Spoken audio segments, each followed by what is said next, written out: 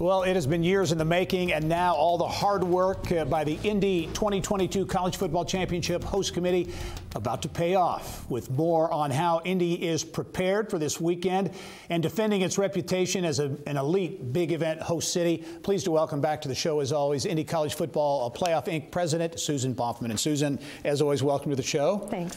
And you're standing, your eyes are open, you're showing no worse for the wear. You've been a very busy lady for the past several years.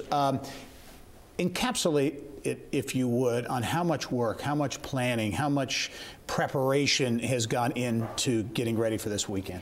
The behind-the-scenes work and planning really is amazing when you think back on it. So for 3 years, we've been working with a committee of over 450 community volunteers to pull together great, unique ideas, and this is the week to let it go. We're going to see how it all works out. Well, and you mentioned volunteers, and a lot has been said about that over the years, but people calling that Indy's secret sauce is the volunteer force that's out there, and that I know is going to play a big role this year. Yeah, I think it is our secret sauce, and not in addition to this host committee that we have about 2,000 volunteers that are working this week, everything from courtesy car drivers to hospitality to helping with team services, and without them, we wouldn't be able to pull all these things off. Yeah. Indianapolis, obviously, reputation for hosting the biggest sporting events.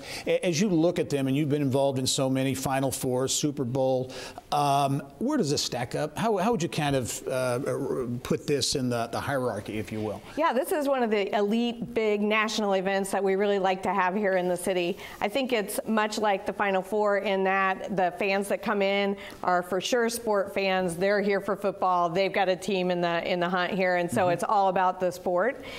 I think it's like Super Bowl in the fact that it has a lot of pageantry as well, but Super Bowl is very corporate guests. So I think that this is one we'd really seek to have back here. We're filling hotel rooms. We're going to have a huge crowd of out-of-town visitors making the place sing this weekend. It's going to be really spirited. Is there a level of, for lack of a better term, pressure that's on you and others, the organizers? Because, again, Indy's reputation is so strong nationally and around the globe for hosting events. But, these are big events, so many moving parts to make sure things go well. Yeah, 100%. I think we feel pressure every single day. But the great thing is that's really motivating. And we know that our community partners are going to help lift this event up just like they have on the other ones.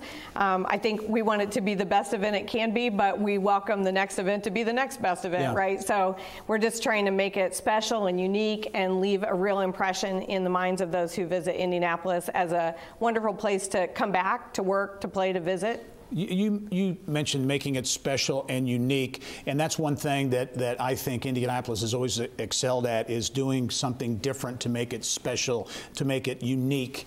That can't be an easy thing to do after doing it year after year after year. How do you do that? How does that happen, that you create these, for the Super Bowl Village as an example? How do you come up with those ideas? I mean, to me, it comes through discussion, collaboration, having all these community volunteers and event professionals in our city. It's almost like a think tank. And so we start with one idea, and sometimes you end up with that idea, but a lot of times it leads you down the road and you come up with something really new, innovative, and then we make it happen. The execution is possible here. Yeah. Georgia, Alabama on Monday night, going to be a huge game, but that's, then it's on to the next one. So as you look to the future, there are Final Fours out there, the NBA All-Star game rescheduled to 2024. So still more big events out there for Indianapolis. Yeah, it's awesome. I mean, there's no place better than Indy. You get people in town for whichever kind of event. They don't have to drive their cars. They can get in the hotels. They can walk everywhere they want to go, enjoy our great venues. There's no place better. Yeah, one more question I want to ask you, too, and that's COVID. Because so much planning has gone into this. How has COVID impacted that in terms of adding extra layers of preparation and kind of moving parts, if you will? Yeah, it's been a learning experience, and I think we benefited by seeing others go through the process. So we've watched the Indiana Pacers and the Indianapolis Colts and others put together their COVID plans, and so we had the gift of time to watch and learn from that. So we've been working hand in hand with the Marion County Health Department as well as the national CFP staff to figure out what are the best protocols officials, and hopefully have a really safe and a great event for everyone who comes downtown. All right, Susan Baughman, the president of 2022 Indy College Football Playoff, Inc. Susan, great job. Thanks again for your great work and your great service, and we're going to enjoy the game. Thank you. All right. Appreciate it.